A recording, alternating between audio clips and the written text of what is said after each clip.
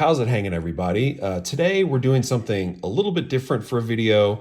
I wanted to show everybody how I make my cartridge cases to display my cartridges for my handheld games that I'm playing with my Analogue Pocket. So back when I first heard about the Analogue Pocket, I immediately knew that I had to have one.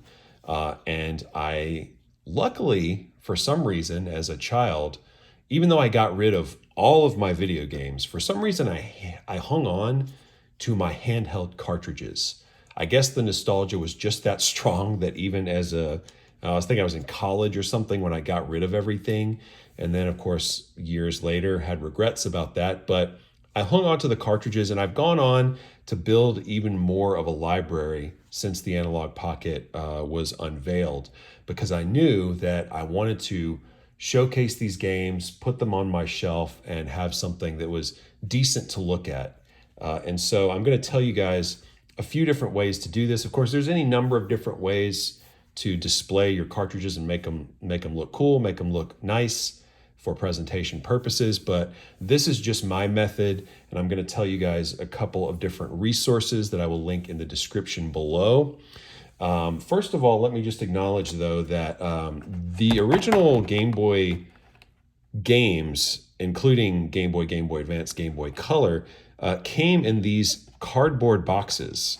This is an original one, and as you can see, it has this really nice rainbow sheen to it in the light, which is very nice, but we're not going to be able to recreate something exactly like that. So we're going to try for something, nice, but it won't be quite this nice.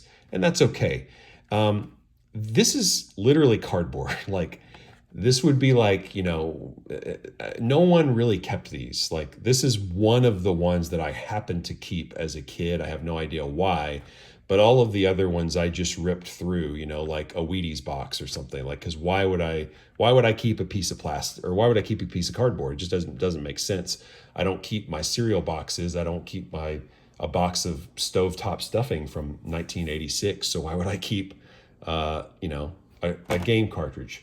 Of course, if I only knew back then what I know now, that those cardboard boxes would be gold by today's standards. This is a DS snap case, and you can see that for some reason it has a little nook here to hold a Game Boy Advance cartridge, even though Game Boy Advance cartridges did not come in these boxes. So I guess that's what sort of tipped off a company called Custom Game Cases to make their own special cases that house different games. So for example, let's start with Game Boy. This is a case that looks pretty much exactly like our DS case. It's just almost a one-for-one recreation. The only difference is on the inside, we have a Game Boy game. We have a little spot where we can click our Game Boy game into place and, have a way to display it. Now, this particular box art is one that I printed. So essentially what I did was I got the original box art for this game. I went into Photoshop and I sort of recreated this the best I could using this template for this particular case to come up with what you see here. And I had to do some light editing and some smoothing out of some of the stuff here to make it actually work. If I remember to, I'm going to actually share the PDFs of these with you guys so you can actually use them, because some of these you can't find online because I made them or whatever. But this is one that I believe I had to make because I didn't see the original box out there, or if I did, it was in really bad shape and I had to do some cleaning up. So that's one. Another Game Boy game is here from the original Game Boy. This is Mario Picross. This is another one that I had to do a lot of work on because Japanese Game Boy games did not ship in the traditional Western boxes that we're used to. So I had to resize things and sort of make things fit into this different kind of box. And it sort of worked. I had to do an immense amount of cleanup on this one as well. So everything you see here, I kind of had to painstakingly go through. I had to fix up Mario quite a lot. I think I dropped that image in from another source. Then I dropped this Game Boy whatever screen in from another source. I also had to clean up the grid in the background. Now, all this to say, you do not need to do all of this extra work unless you want to. I just happened to pick up this cart, and I really wanted to showcase it on a shelf, and I wanted to be official about it. I could have just picked up the artwork from customgamecases.com. Let me mention them again right away, real quick. They're customgamecases.com. So you can buy just the snap cases, or you can buy the game artwork inside of it pre-printed out for you. Now, I opted for most of my cases to just do my own printing. And I picked up a printer on Black Friday, I think in 2019, and with the sole purpose of making these box arts. And it kind of worked. I mean, you know, it's a $40 printer. It's no longer $40 because it was a Black Friday special. And of course, the ink is where you really get killed with a lot of these printers. But it's just a standard inkjet printer. I will link it in the description, the model that I bought. It's totally serviceable for something like this. When you do a project like this, you just need a paper cutter, you need some decent cardstock paper, and you need a decent printer. Most any printer, most any color inkjet printer on the market is going to do a decent job and give you a result like this. So this is one that I did not have to do a lot of extra work on. This particular box I picked up from thecoverproject.net. That's another resource you should take note of. Now with this one, you know, just regular custom game case, snap case, and then I printed this out without having to do any extra work. I just downloaded the PDF from thecoverproject.net, which has all kinds of box art, all kinds of these printouts from all different platforms. So it's got obviously quite a huge stock of Game Boy games. So let's check out this one next. This is another one that I did not have to do any work on. This is a cartridge that doesn't actually even exist in retail. It never existed. This is a special cart. It's a reproduction cart that basically colorizes the original Super Mario Land. And it's called Super Mario Land DX. And somebody was nice enough to upload their own PDF of this. I think I honestly found it on like Reddit or something like that, and I just used it. I printed it out.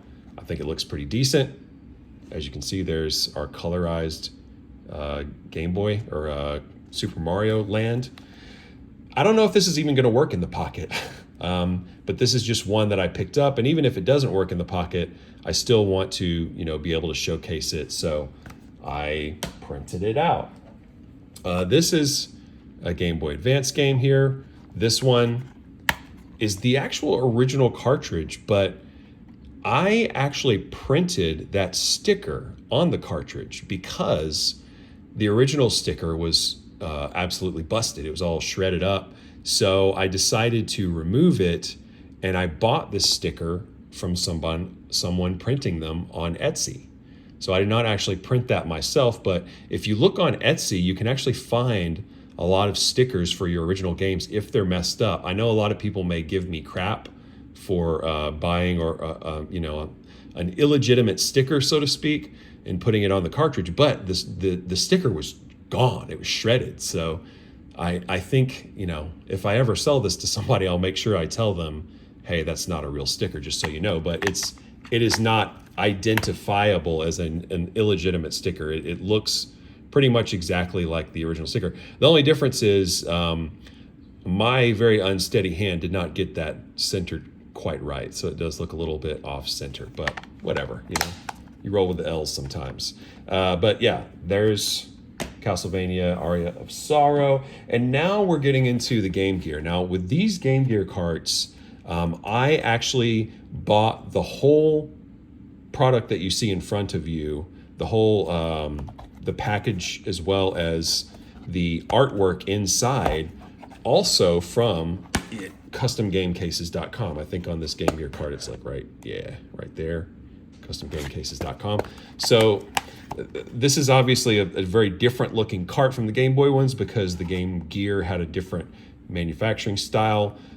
This is very much inspired by the Genesis snap carts from back in the day. I think they did a great job with the purple.